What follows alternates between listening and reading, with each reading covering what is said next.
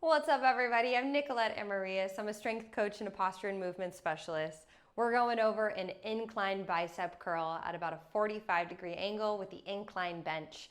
Today I'm using tonal, but this exercise most definitely can be used with dumbbells at the gym.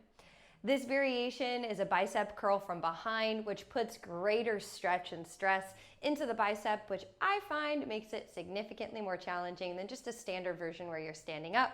Let's dive into the demo.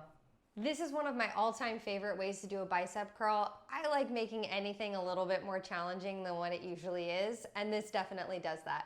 So for this exercise, you will need an incline bench. Mine is inclined at about 45 degrees.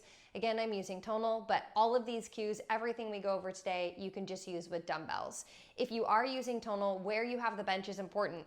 So when I come back into position, my arms are pretty much right at the end of the tonal arms, and that's where your bench should be. Now, I'm 5'5", but I actually have pretty long arms, so my hands pretty much reach to the end of the tonal arm. If that happens to you, that's kind of just the nature of the exercise using tonal. What you could do, though, is move your bench forward so that you don't bottom out at the bottom of the cable or the tonal arms. So you'll grab a handle in each hand. Head is back on the bench, and then palms are facing forward because we're doing a supinated version. Your weight will go on. From here, without shrugging the shoulders, keep the shoulders down and the chest open, almost like you want to squeeze the bench with your lats. You'll bend the elbows to bring the handles up toward the shoulders and then extend back down. Now, overall, the movement's pretty simple. It's a bicep curl. If you've never done a bicep curl, this is a bicep curl, but I would anticipate most of us have. The difference here with this one is that it's coming from behind. So your arms are behind you technically, and that puts a greater stretch in the shoulder as well as into the bicep. It makes the beginning of the bicep curl a lot harder. So as you're doing it, if you find this first part of the movement is more challenging, that's okay, that's normal. Make sure at the top you're not curling up so far that the elbows come forward. Think like there's a magnet on your elbow and it's attached to a magnet that's on the floor. So your elbow is constantly facing the floor.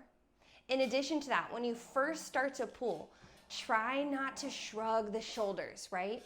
Really try and work through that challenging first part of the movement. Your body will do whatever it can to make it easier, but I need you to not let that happen.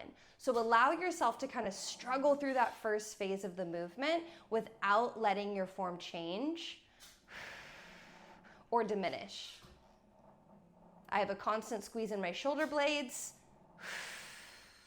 My hands are just coming up as high as I can without letting my elbows come forward or my shoulders shrug. My biceps are literally on fire. Turn the weight off.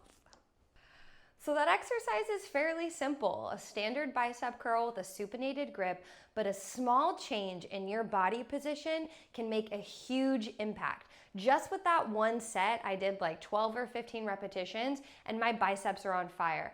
I have to say, if I was standing and doing a bicep curl, I don't think that that would be the case. This doesn't mean you have to integrate this variation of the bicep curl every single time you do it, but it's nice to just add a little bit of flavor to your arms every couple of months or every few programs.